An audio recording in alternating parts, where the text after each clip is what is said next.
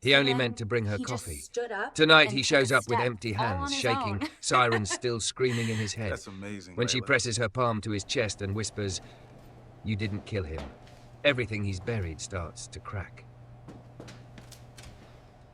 Dive in, make sure to hit subscribe, tap like and share this video.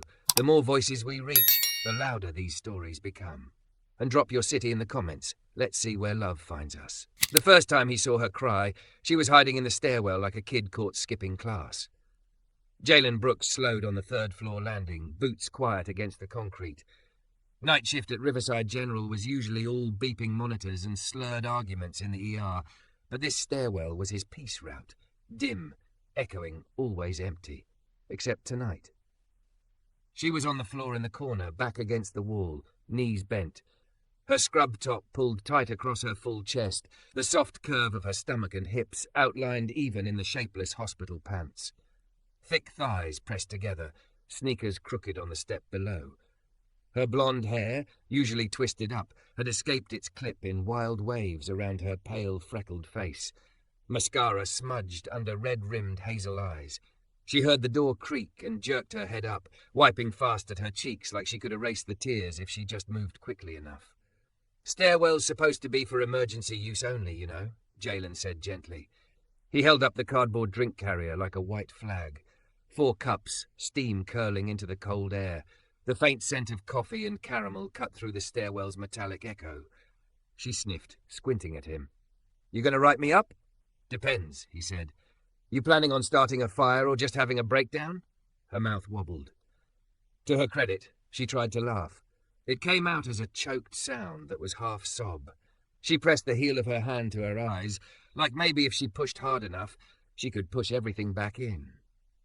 He crossed the remaining steps and sat down on the one below hers, big frame moving slowly so he didn't spook her. The security jacket pulled across his shoulders as he settled.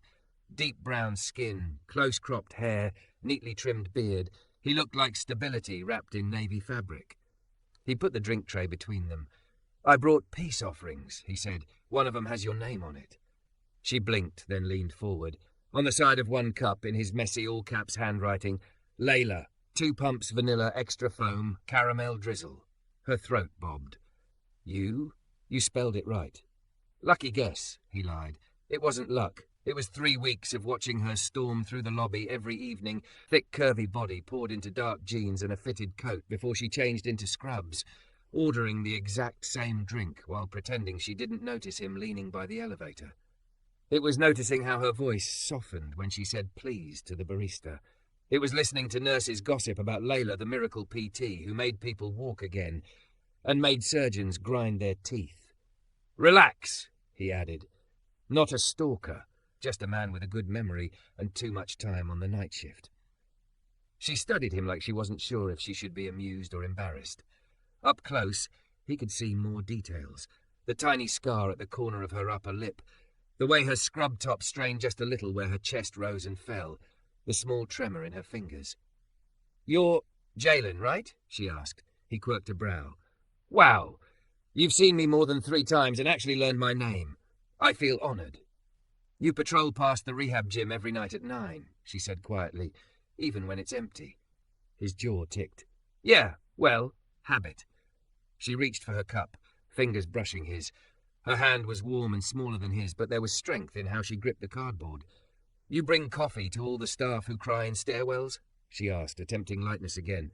"Only the ones who scare surgeons," he said. "And only if they take sugar." She hesitated, then took a sip. Her eyes closed for half a second, shoulders dropping a fraction. "God, that's exactly right," she murmured. "I listen," he said simply. Silence settled around them, but it was softer now. The hum of the hospital felt distant through the thick stairwell door. On some floor above them, a cart squeaked by. Someone laughed, sharp, then fading. "So," he said, "what monster made Layla from PT hide in my stairwell tonight?" Her lips twisted. "Your stairwell?" "On my route," he said. "I claim it. You, however, are welcome as a guest." She huffed, then sighed, the fight slowly leaking out of her. She stared down at the coffee, at the swirl of foam under the lid hole. "My patient, Ethan in 417, took his first full steps today," she said. "No harness, just parallel bars and my hands. He was terrified, but he did it. 4 meters. That's good, Jalen said. Sounds like a win. It was, she said, for about 3 hours. Then the surgeon came in on rounds, looked at his chart, looked at him and said, "Don't get your hopes up. There's still a good chance you won't be back to normal." Jalen swore under his breath. He said that? In front of him? In front of his mother, she said, who's barely slept in weeks. You should have seen her face, like someone just slapped the hope out of her. Her voice trembled, grew tight. Ethan wouldn't look at me after that. He wouldn't meet my eyes in the afternoon session. Just kept saying, "What if it doesn't matter? What if this is pointless?" She took another quick sip, more to steady herself than anything. And I know we're not supposed to promise anything. I know there's risk and prognosis and all those responsible words. But I watched that boy fight for every inch, and one sentence undid 8 weeks of trust. Jalen watched her while she talked. It wasn't just anger. It was something heavier, knotted under her ribs. The kind of weight he recognized. "You feel like you failed him," he said. She flinched, then nodded once. "I'm supposed to be the one who holds their hope when they can't. That's what I tell them. Let me carry it today, you can borrow it from me." But today I couldn't stop that stupid sentence. I couldn't protect him from it. So what am I even doing? He stared at his coffee, listening to the echo of old sirens in his skull. The memory never really left. The mangled car, the smell of gasoline, the panicked shouting. He'd been the one holding his friend's hand, promising it would be okay while he bled under yellow streetlights. One sentence stuck in his throat, too. I should have been driving. "Can I tell you something?" he said, voice lower now. She nodded. "I was a cop before this," he said. 4 years on patrol. One night, me and my partner were supposed to switch drivers. I said I had it. Didn't want to look tired. Felt like weakness. 10 minutes later, some drunk shot through a red light and turned our cruiser into scrap metal. I walked away with a concussion and some scars. He swallowed once, eyes on the far wall. He didn't. Layla's breath hitched. Her hand, still wrapped around the coffee, tightened. "I told myself for a long time that if I just pulled over and switched, he'd still be alive," Jalen said. "That my one choice killed him. That I failed at keeping him safe, and that meant I didn't deserve to wear a badge anymore. Didn't deserve anything, really." He let that sit between them. The stairwell suddenly felt smaller, like the air itself was listening. "What changed?" she whispered. "I met the officer who trained him," Jalen said. "Old guy, grumpy as hell. He came to see me 3 days after the funeral. I expected a lecture. He sat down, looked me dead in the eye, and said, 'You're giving yourself too much credit, kid.'" Layla frowned. "Too much credit?" He said, "You think you're God now, controlling every drunk on the road, every bad choice people make? You are not that powerful. You do your best. You show up, you care. The rest is not yours to own." A shaky laugh escaped Layla, wet and soft, harsh. "Needed it," Jalen said. "I was making myself the villain in a story that had 1,000 moving parts, just like you're doing." She stared at him, tears pooling again, but different now. Not just grief, something like recognition. "You showed up for that kid every day," he said gently. "You put your hands on his shoulders and taught his body it wasn't broken forever. Some surgeon dropped his own fear and cynicism on the table, and yeah, it hurt him. But that doesn't erase what you built. It doesn't erase what you will build tomorrow." "I don't know if he'll come back to the gym tomorrow," she said, voice small. "Then you go to him," Jalen said. "You bring him a stupid joke or a drawing or a damn balloon. You bring him proof that you're not letting go just because someone else spoke out of turn. That's what you do." She stared at him like she couldn't quite process being believed in this hard. "You make it sound simple," she whispered. "It's not," he said. "It's messy and it hurts. You'll probably cry in this stairwell again. Lucky for you, I know the best coffee order on this floor." Her lips curved, slow and reluctant. It changed her whole face, softening the tightness, bringing colour back to her cheeks. For the first time tonight, she looked like the woman he'd seen laughing in the lobby some mornings. Thick, gorgeous, alive. "You always talk like this?" she asked. "Or is this a side effect of the night shift?" "Side effect of watching too many people break alone," he said quietly. "I'm trying not to let that happen anymore." The words hung between them, heavier than they sounded. Layla looked down at their feet, then back at him. "Jalen? Yeah? Thank you for the coffee, for all of that. He shrugged, but his chest felt tight in a way that wasn't entirely unpleasant. You don't owe me anything. She hesitated, then shook her head. I do. Because you're right, I've been carrying things alone for so long, I forgot how to let anyone see when it hurts. Her fingers flexed around the cup. For a second it looked like she might reach for his hand. Instead, she drew a slow breath, like she was practicing what she told her patients all day. In for 4, she murmured to herself. Hold, out for 6. He noticed. You teach them that? Breathing is where healing starts, she said. The body believes what the breath tells it. He nodded slowly. Maybe you should listen to your own lesson. She gave him a look, half annoyed, half grateful. The kind you give someone who's already seen too much to be shaken off. Maybe I will, she said. She got to her feet, smoothing her scrub top down over her curves, retwisting her hair into some semblance of order. She still looked tired, still looked like she'd been crying, but she also looked like she could walk back onto the ward without shattering. At the door, she paused and glanced back. Same time tomorrow? She asked softly, just in case I need battlefield supplies again. Jalen's mouth curved into a real smile. I'll be here, he said, with coffee. She nodded once, then pushed the door open and disappeared into the hospital's hum. Left alone on the stairs, Jalen stared at the empty spot she'd just vacated and realized something that unsettled him more than any night shift alarm. He'd brought her coffee, but somewhere between the first sip and that shaky laugh, she'd given him something back. A reminder he hadn't known he still needed. He wasn't just walking halls and checking doors. He could still help someone heal, even if he was broken too. The second time they met in the stairwell, she was the one waiting for him. Jalen pushed the door open with his shoulder, balancing the cardboard tray of coffees in one hand, the familiar creak of the hinges echoing down the concrete. He was already talking before the door finished swinging. If you relocated my emergency crying patient, I'm going to be deeply offended. He stopped. Layla was sitting on the step where he'd sat the night before, one level below her corner. She wasn't crying this time, just sitting. Elbows on her knees, hands folded loosely, blonde hair a little messy around her shoulders. Her scrub top stretched over her full chest, the soft curve of her stomach visible when she shifted. Her thick thighs angled sideways along the step, skirted by the hem of her dark scrub pants. She looked tired, yes, but solid, grounded, and she was smiling. You're late, she said. He glanced at his watch, even though he knew he wasn't. Pretty sure I'm 5 minutes early. Exactly, she said. I've been here for 7. There was something like pride in her voice, like she'd beaten him at a game he hadn't known they were playing. He walked down a couple of steps and stopped in front of her. You stole my stairwell, he said. Borrowed it. She gestured to the spot beside her. Temporary lease. Coffee is rent. He huffed a laugh and sat, placing the tray between them like a centre point. The smell of espresso and sugar filled the stale air. I had a whole speech prepared, he said, about responsible stairwell use and emotional safety protocols. She tilted her head.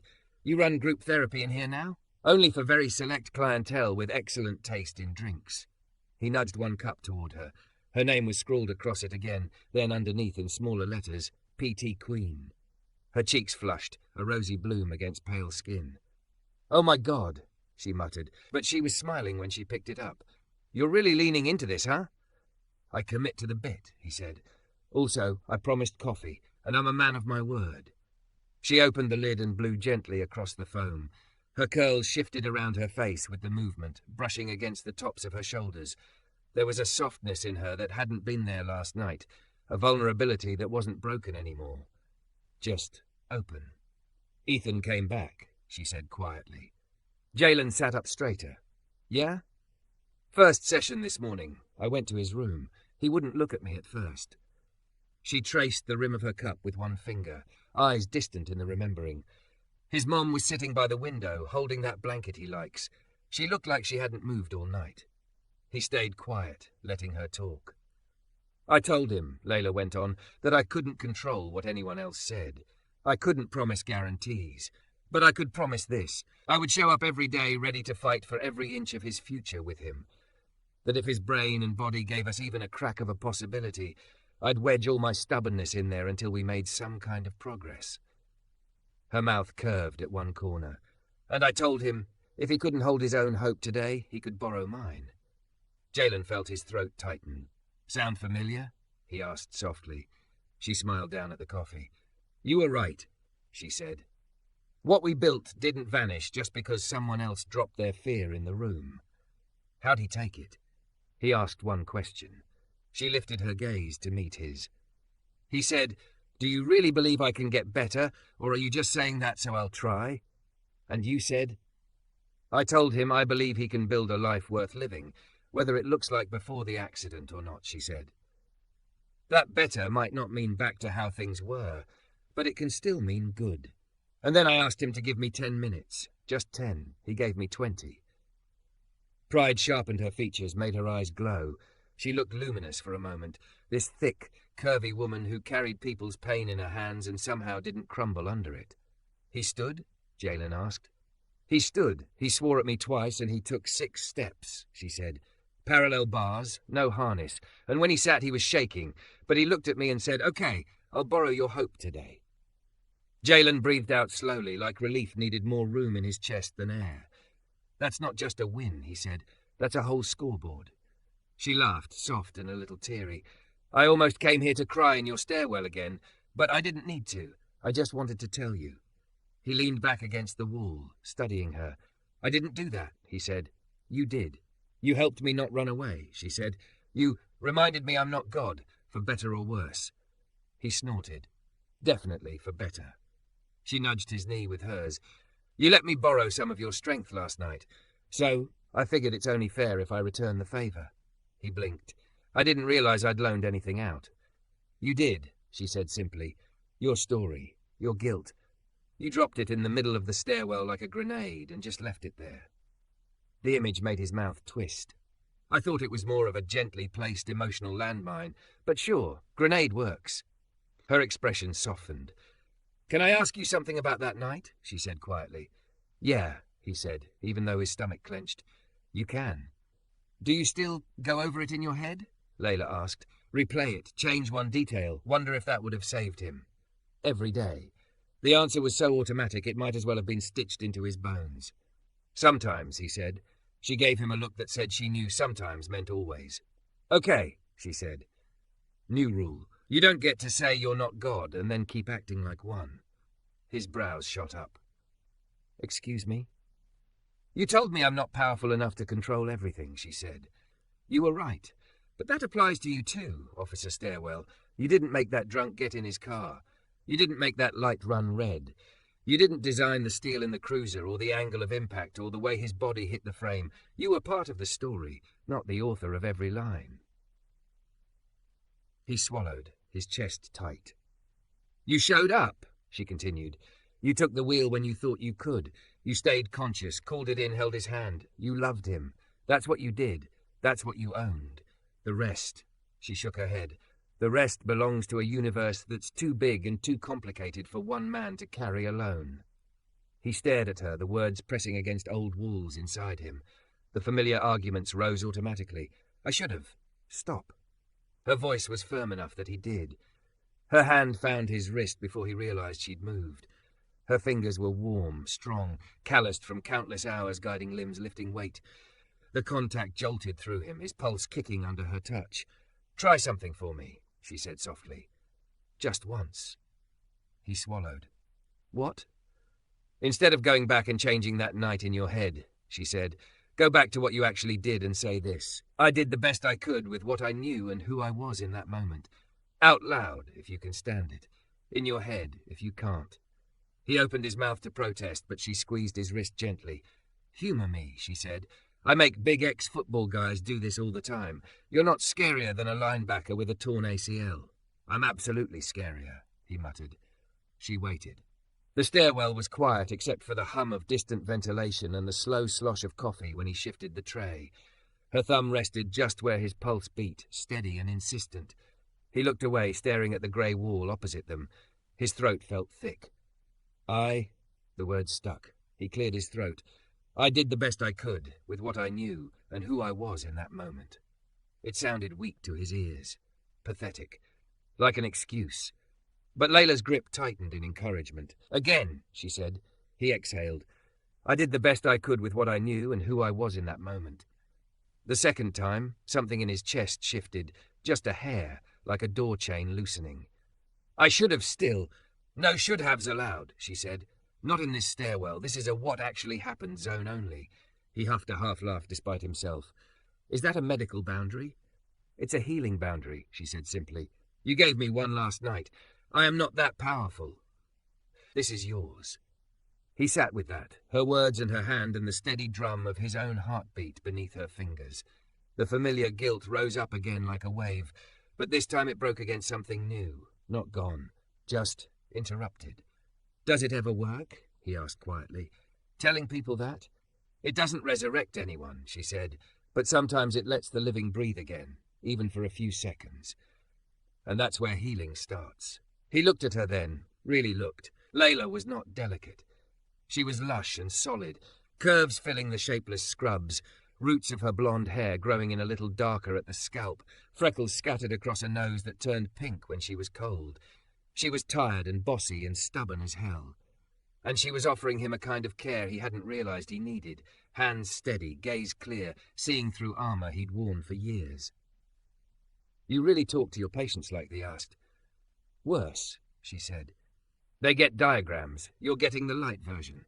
"Remind me never to get injured," he said. "Too late," she replied. "You're already injured, just not where insurance can see it." The words hit him harder than he wanted to admit. "Is this your plan?" he asked, trying for lighter. "You heal half the hospital and then sneak up on the security staff?"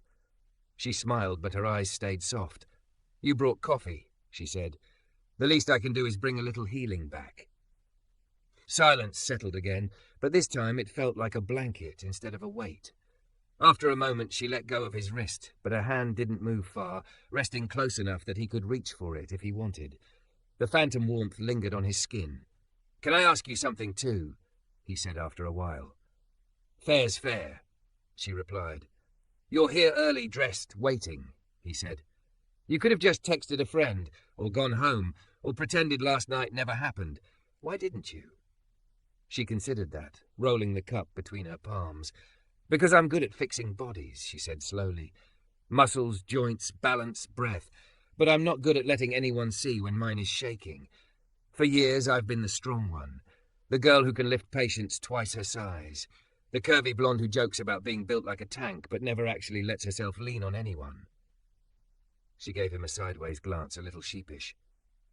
"Last night I leaned. On you. And the world didn't end. My patient didn't collapse. The hospital didn't catch fire. I wanted to see if that was a fluke." His chest tightened in an entirely new way. "And," he asked quietly. She smiled, small and real.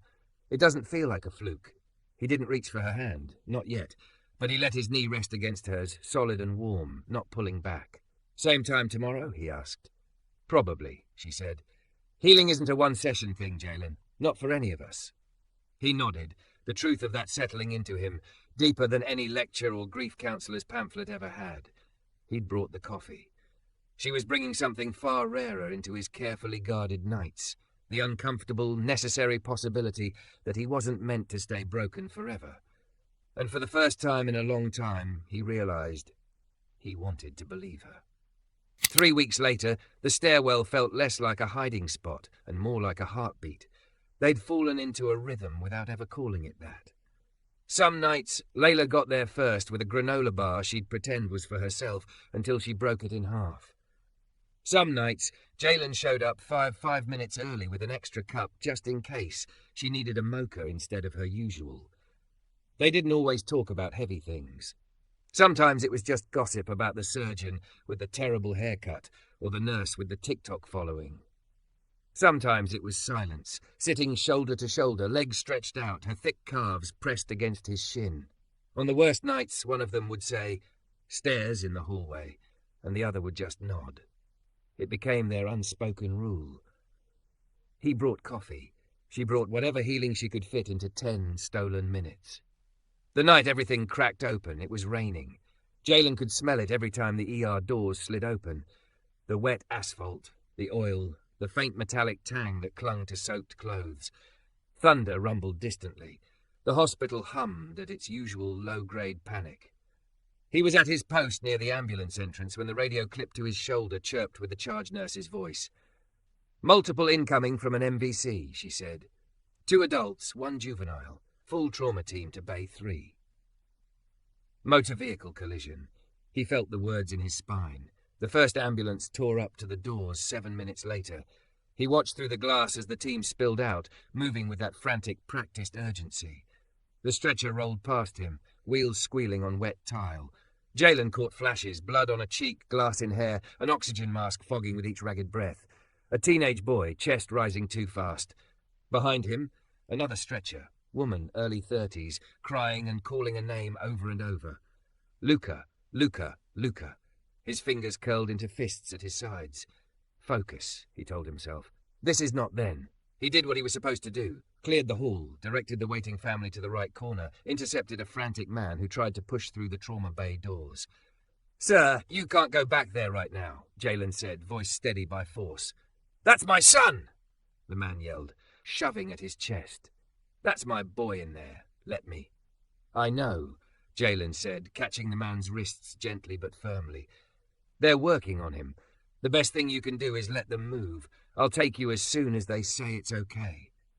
He could hear himself from years ago in the words, could hear the officer who had held him back when it had been his partner on the table. "We're doing everything we can, Brooks. Let them work." The memory crashed over the present so hard, his vision blurred. He got the father seated, pulled a nurse, stayed long enough to see a social worker kneel at their feet. Then he excused himself with some muttered justification about checking the perimeter. He didn't remember taking the elevator instead of the stairs. Didn't remember how many floors he passed before he stepped out, heart pounding in his throat. He found himself standing outside their stairwell door, hands shaking. He realized distantly that he had no coffee tray in his hands. He'd left it on the security desk when the call came in, a fresh cup with Layla and a crooked heart doodled under her name. He pushed the door open and stepped inside. The stairwell was empty. For a second, that hurt more than it should have. Irrationally, some part of him had expected her to be there waiting, curled on the step, blue eyes soft, ready to talk him down like she had those other nights. His chest felt too tight. The fluorescent light hummed overhead too loud. He sank onto the third-floor landing steps, elbows on his knees. The concrete was cold beneath him.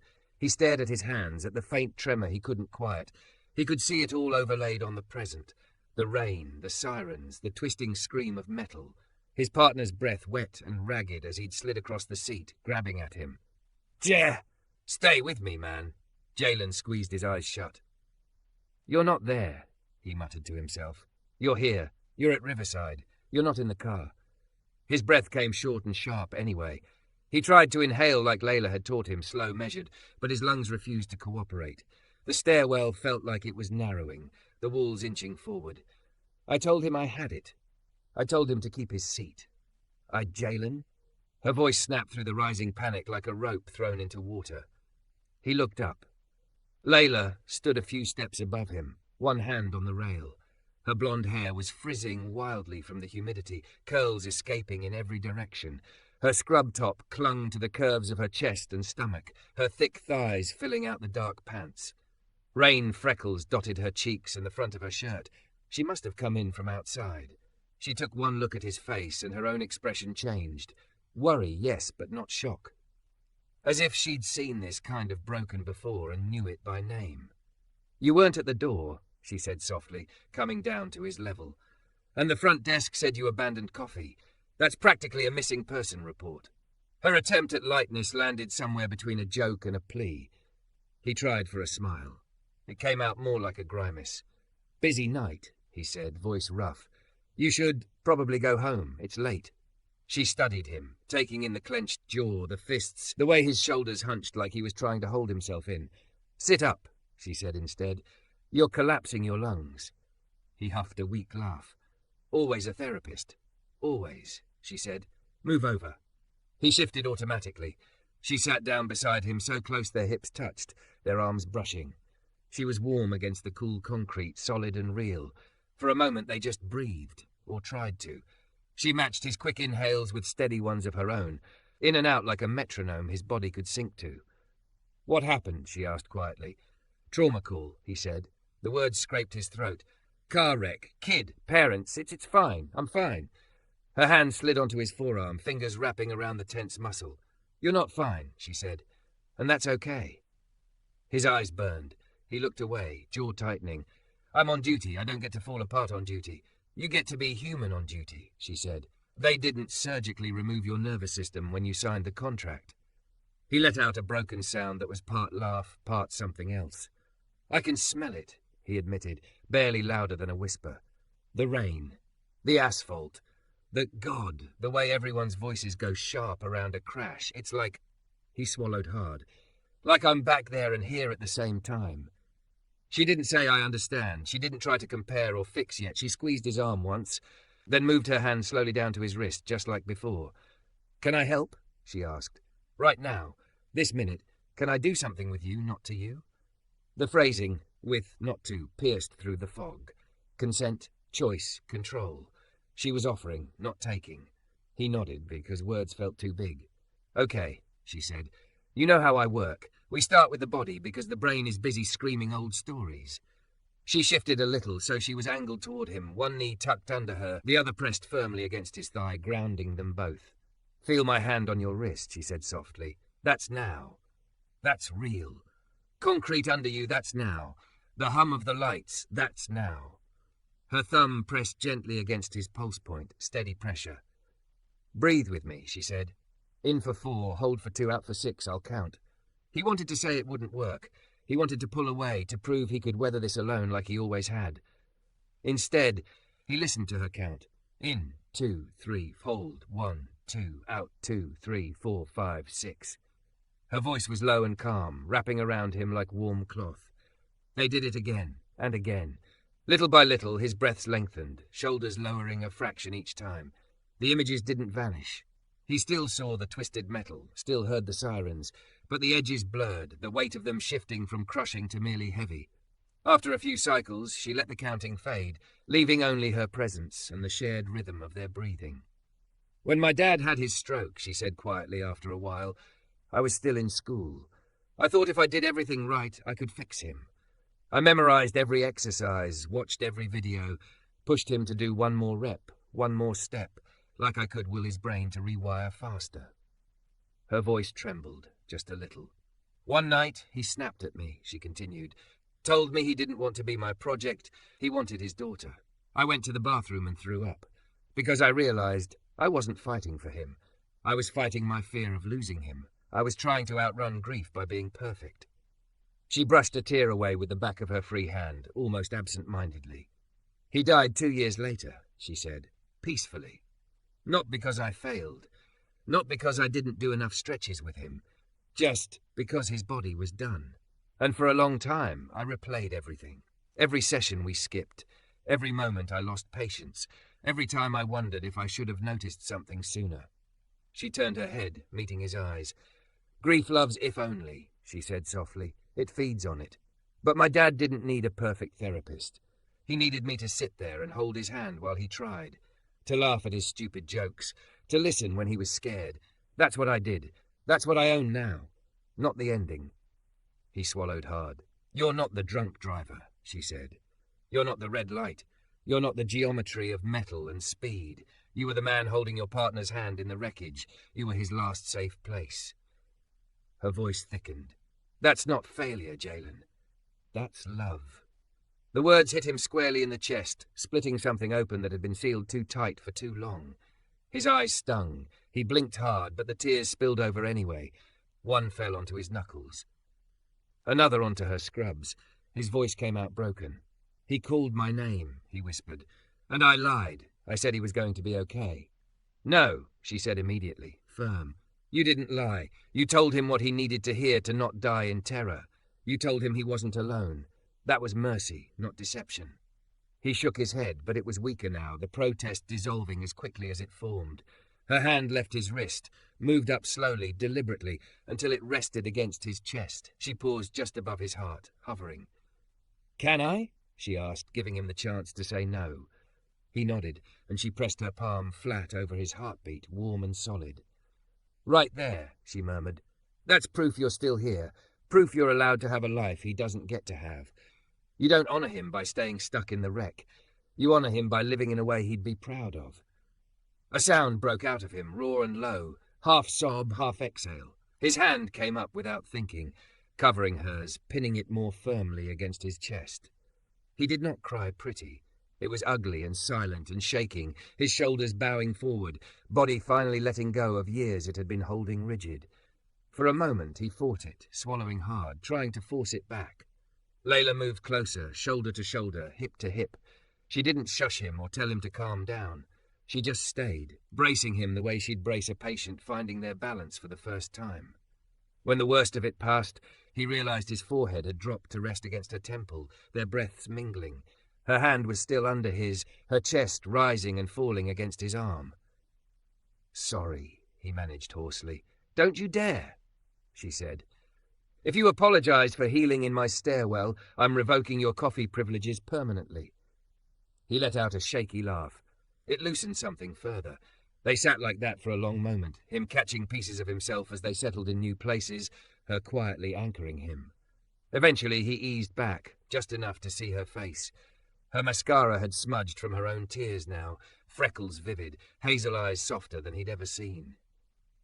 "Why are you doing this?" he asked quietly. "With me. For me." She looked at him like the answer was obvious. "Because you've been walking the halls like a ghost," she said. "Showing up for everyone else, but not for yourself. Because you brought me coffee when I pretended I didn't need anyone. Because healing isn't a one-way thing, Jalen. It's a loop." He swallowed. "And because," she added, a little shyly now, "I like you. The you who shows up in the stairwell. The man who remembers my drink, talks parents down without lying to them, and still carries grief because it means he loved someone deeply. That's someone worth fighting for." The words lodged under his ribs, dangerously close to hope. He cleared his throat. We should probably exchange numbers if we're going to keep accidentally doing therapy in fire exits." She let out a breathy laugh. "Probably." They fumbled for their phones, fingers brushing more than strictly necessary as they typed in contact info. When his screen lit up with her name, Layla, he felt that small, strange click again, like another piece of his life sliding into place. "Hey, Jalen," she said, slipping her phone back into her pocket. "Yeah?" "Tomorrow," she said. "Don't just bring coffee because it's what you do. Bring it because you want to sit with me. Not just because I'm broken, not just because you are, because we make each other less alone." He met her gaze and for the first time let himself say it out loud, even if only to her. "I want that," he said. Her smile started slow and then bloomed, transforming her tired, thick, soft-edged beauty into something radiant. "Good," she murmured. "Me too." Outside the stairwell, the hospital kept spinning, monitors beeping, lives balancing on the thin edge between before and after. Inside, on a chipped concrete step between the 3rd and 4th floors, a different kind of shift settled in. Not a miracle. Not a cure. Just a man who brought coffee and the thick, curvy, stubborn woman who was teaching him, patiently, relentlessly. That healing wasn't about erasing what hurt. It was about having someone to sit beside you in the stairwell when it did.